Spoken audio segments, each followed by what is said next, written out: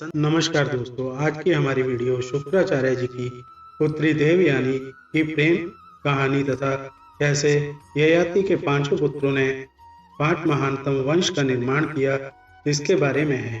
शुक्राचार्य की पुत्री देवयानी के प्रेम प्रसंग और विवाह की यह कहानी बहुत ही रोचक है। प्राचीन काल में देवताओं और राक्षसों के कई युद्ध हुए। इन युद्धों में कभी देवता जीतते और कभी राक्षस। लेकिन एक समय ऐसा आया कि राक्षसों की शक्ति तेजी से बढ़ने लगी। इसका कारण था मृत संजीवनी विद्या। राक्षसों के गुरु शुक्राचार्य को भगवान शिव के आशीर्वाद से मृत संजीवनी विद्या का ज्ञान मिल गया था। अब युद्ध में जो राक्षस मर जाते, शुक्राचार्य जी उन्हें फिर से जीवित कर देते। देवताओं के लिए यह बड़ी समस्या बन गई। क्या उपाय किया जाए? देवताओं के गुरु बृहस्पति भी इस विद्या से अनजान थे। देव गुरु बृहस्पति को एक उपाय सूझा। उन्होंने अपने पुत्र कच्छ से कहा कि वो जाकर गुरु शुक्राचार्य का शिष्य बन जाए और मृत संजीवनी विद्या सीखने का प्रयास करे। बृहस्पति जानते थे कि यह कार्य इतना आसान नहीं होगा। उन्होंने अपने पुत्र कच्छ से कहा कि अगर वो किसी प्रकार शुक्राचार्य की सुंदर पुत्री देवयानी को प्रभावित या आकर्षित कर लेता है तो संभवतः काम आसान हो जाए। कच्छ जाकर गुरु शुक्राचार्य का शिष्य बन गया। कच्छ एक तेजस्वी युवक था। देवयानी कच्छ को मन ही मन चाहने लगी, पर यह बात उसने किसी से कही नहीं। इसी बीच राक्षसों को यह बात पता चल गई कि देवताओं के गुरु का पुत्र कच्छ शुक्राचार्य से शिक्षा ले रहा है। राक्षस समझ गए कि कच्छ का उद्देश्य तो मृत संजीवनी विद्या का ज्ञान पाना है।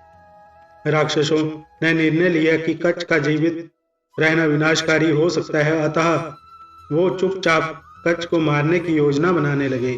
एक दिन राक्षसों ने कच्छ को पकड़कर उसका वध कर दिया। देवयानी ने जब यह जाना तो उसने रो रो कर पिता से कच्छ को पुनर्जीवित करने की याचना की। शुक्राचार्य देवयानी का कच्छ के प्रति प्रेम समझ गए। हार कर उन्होंने कच्छ को जीवित कर दिया। इस बात से राक्षस चिढ़ गए। उन्होंने कुछ दिन बाद पुनः कच्छ को मृत्यु के घाट उतार दिया। लेकिन शुक्राचार्य भी क्या करते, पुत्री मोह में उन्हें पुनः कच्छ को जीवित करना पड़ा। अब तो राक्षस क्रोधित ही हो गए। उन्होंने सोचा जो भी हो जाए कच्छ को रास्ते से हटाना ही होगा। उन्होंने तीसरी बार कच्छ को मार डाला। इस बार राक्षसों ने चालाकी की। राक्षसों ने कच्छ को मारकर उसके शरीर को जला दिया और राख को एक पेय में मिलाकर अपने गुरु शुक्राचार्य को भी पिला दिया। राक्षसों ने सोचा चलो अब तो छुट्टी हो गई कच्छ की। लेकिन देवयानी ने जब कच्छ को कहीं ना पाया तो वो समझ गई कि क्या हुआ होगा। देवयानी ने पुनः अपने पिता शुक्राचार्य से विनती की कि वो कच्छ का पता करे। शुक्राचार्य महान ऋषि थे। उन्होंने अपने तपोबल की शक्ति से कच्छ का आह्वान किया तो उन्हें खुद के पेट से कच्छ की आवाज आई। शुक्राचार्य दुविधा में पड़ गए। अगर वो कच्छ को जीवित करते हैं तो वो स्वयं मर जाएंगे, अतः उन्होंने कच्छ की आत्मा को मृत संजीवनी का ज्ञान दे दिया। कच्छ अपने गुरु शुक्राचार्य का पेट फाड़कर बाहर आ गया और शुक्राचार्य मर गए। कच्छ ने मृत संजीवनी विद्या का प्रयोग किया और गुरु शुक्राचार्य को जीवित कर दिया। कच्छ ने शुक्राचार्य को जीवित करके शिष्य के धर्म को निभाया, अतः शुक्राचार्य ने कच्छ को आशीर्वाद दिया। देवयानी कच्छ को देखकर अत्यंत प्रसन्न हुई और उसने कच्छ से विवाह करने की इच्छा जताई। जवाब में कच्छ ने सत्य का उद्घाटन किया तो कि यहाँ आने का उसका उद्देश्य मृत संजीवनी विद्या का ज्ञान तो पूरा हो चुका, अब वो वापस देवलोक जा रहा है। इसके साथ ही कच्छ ने यह भी कहा कि क्योंकि वो शुक्राचार्य के पेट से निकला है, अतः शुक्राचार्य उसके पिता समान है। इस प्रकार देवयानी कच्छ की बहन हुई, इसलिए वो अपनी बहन से शादी कैसे कर सकता है।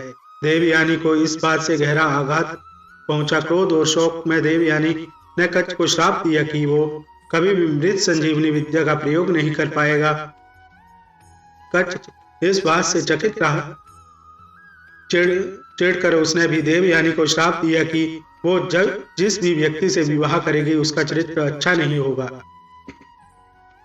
कच्छ के चले जाने के बाद देवयानी व्यथित मन से जीवित व्यतीत करने लगी।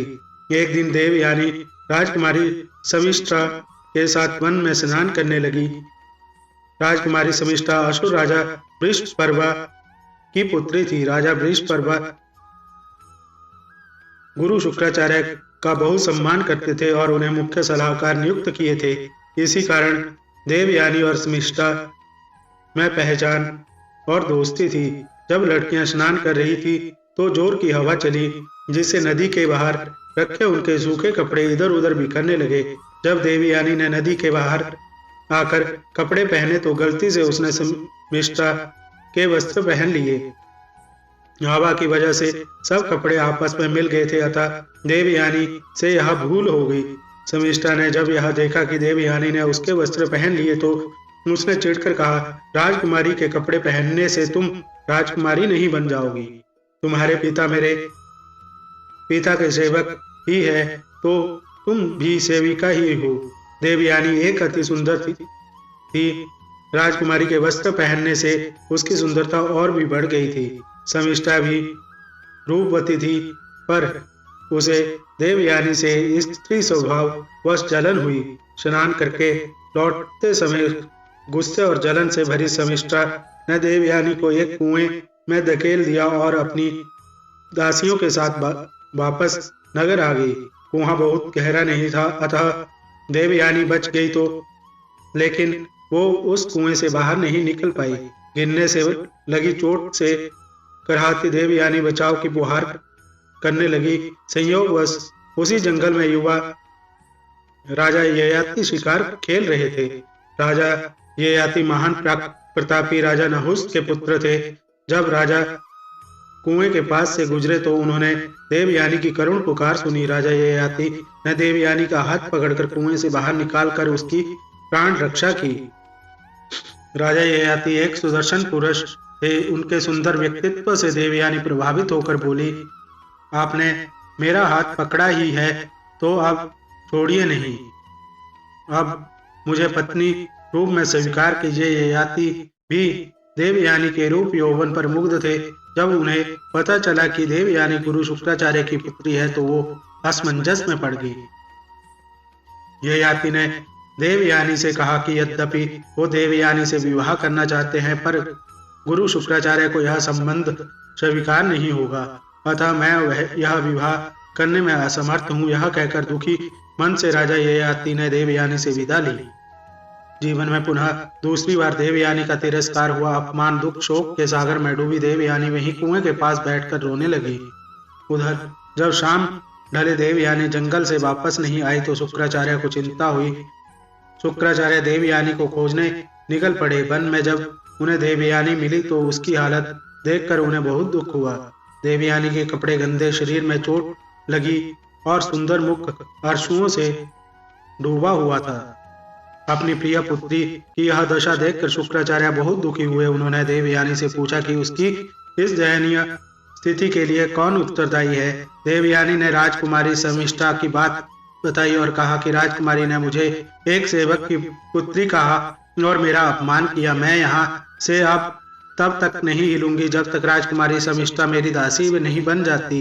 यह एक अवांछित इच्छा थी, पर गुरु शुक्राचार्य इस स्थिति में अपनी प्रिय पुत्री को न कैसे कहते। शुक्राचार्य ने राजा वृषपर्वा को संदेश भेजा कि वो उनके राज्य में वापस ही नहीं लौटेंगे अगर देवयानी उनके इच्छा अनुसार राजकुमारी शमिष्ठा देवयानी की सेविका नहीं बनी तो। राजा वृषपर्वा यह बात जानते थे कि गुरु शुक्राचार्य के बिना असुरों का पतन निश्चित था। राजकुमारी शमिष्ठा भी यह बात जानती थी, अतः अपने वंश और राक्षस जाति के लिए उसने आखिरकार देवयानी की सेविका बनना स्वीकार कर लिया। दिन बीतने लगे। एक दिन देवयानी उसी वन में घूम रही थी कि पुनः उसकी मुलाकात राजा ययाति से हो गई। देवयानी और ययाति दोनों एक दूसरे को देखकर अत्यंत प्रसन्न हुए। इस बार देवयानी ययाति को अपने साथ लेकर पिता शुक्राचार्य के पास पहुंची और ययाति से विवाह करने की इच्छा व्यक्त की। गुरु शुक्राचार्य ने देवयानी की इच्छा स्वीकार की, पर उन्होंने ययाति के सामने शर्त रखी कि जीवन में कभी भी ययाति की वजह से देवयानी के आंख से एक भी अश्रु बहना नहीं चाहिए। ययाति ने यह शर्त सहर्ष मान ली तथा देवयानी और ययाति का विवाह हो गया।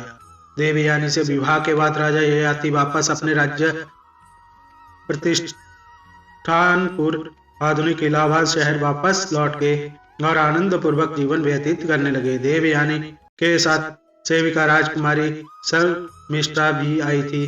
दासी होने के बावजूद चूंकि शर्मिष्ठा एक राजकुमारी थी अतः उसे भी रहने के लिए एक अच्छा महल दे दिया गया। एक दिन शर्मिष्ठा अपने उद्यान में घूम रही थी कि उसका सामना उधर से गुजरते ययाति से हो गया। कच्छ के श्राप का असर कहे या शर्मिष्ठा की सुंदरता या विधि का खेल, राजा ययाति शर्मिष्ठा की सुंदरता पर मोहित हो गए। शर्मिष्ठा भी ययाति की ओर आकर्षित थी। शर्मिष्ठा ने ययाति से विनती की कि वो उसकी भावनाओं का सम्मान करते हुए उसे विवाह कर ले। इच्छा तो ययाति की भी थी, पर वो यह जानते थे कि देवयानी को पता चला तो वह बहुत क्रोधित होगी। देवयानी को कष्ट हुआ तो गुरु शुक्राचार्य का रोष ययाति पर टूटेगा। शर्मिष्ठा ययाति से कहती है, राजधर्म के अनुसार यह बात जरा भी अनुचित नहीं कि एक राजा एक राजकुमारी से विवाह कर ले।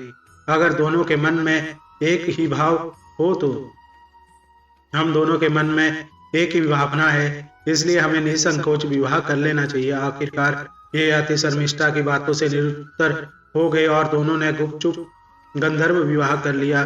कुछ दिन बाद देवयानी गर्भवती हुई और उसके 2 पुत्र हुए, यदु और तुर्वस्तु। उधर शर्मिष्ठा ने भी 3 पुत्रों को जन्म दिया, पुरु, अनु और द्रुहयु। देवयानी को जब पता चला कि शर्मिष्ठा के पुत्रों के पिता ययाति है तो उसने यह बात शुक्राचार्य से बताई। क्रोधित शुक्राचार्य ने राजा ययाति को श्राप दे दिया कि वो तुरंत ही एक वृद्ध पुरुष बन जाए। देवयानी ने जब देखा कि उसका युवा सुंदर पति अब एक कुरूप बूढ़ा व्यक्ति हो गया है तो उसे कष्ट हुआ। देवयानी ने पिता शुक्राचार्य से विनती की कि वो अपना श्राप वापस ले ले। शुक्राचार्य बोले, मेरा श्राप तो वापस नहीं हो सकता। हाँ, अगर ययाति का कोई पुत्र अपनी इच्छा से अपना यौवन ययाति को दे दे तो ययाति फिर से युवा हो जाएगा। भोग में डूबे ययाति का मन यौवन के आनंद से भरा नहीं था। वो बड़े आत्मविश्वास से अपने बड़े पुत्र यदु के पास गया और यौवन देने की बात कही। यदु ने ययाति को मना कर दिया। इसी प्रकार अन्य पुत्रों के से ययाति के आग्रह को ठुकरा दिया। अंत में ययाति ने सबसे छोटे पुत्र पुरु से याचना की। पुरु ने सहर्ष अपने पिता की बात मान ली और यौवन दे दिया।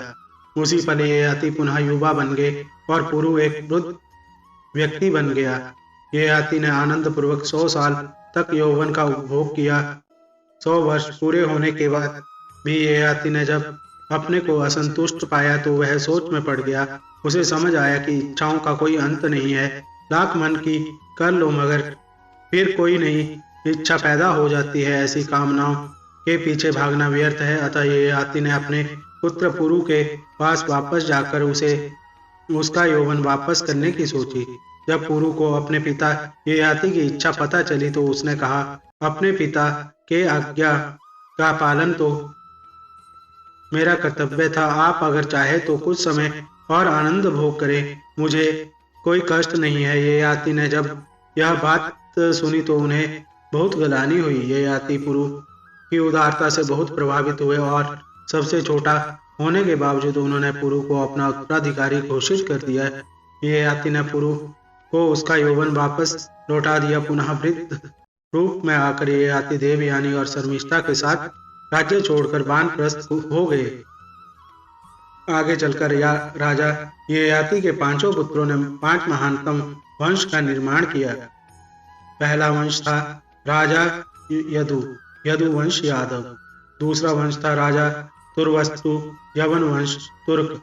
तीसरा वंश था राजा अनु ग्रीक वंश। चौथा वंश था राजा दुर्हयु भोज वंश। राजा पुरु 5वां वंश था पौरव वंश या कुरु वंश। दोस्तों, उम्मीद करते हैं आपको आज की वीडियो पसंद आई होगी, तो चैनल को सब्सक्राइब करके नोटिफिकेशन आइकन को ऑन कर ले। जय श्री राधे कृष्ण।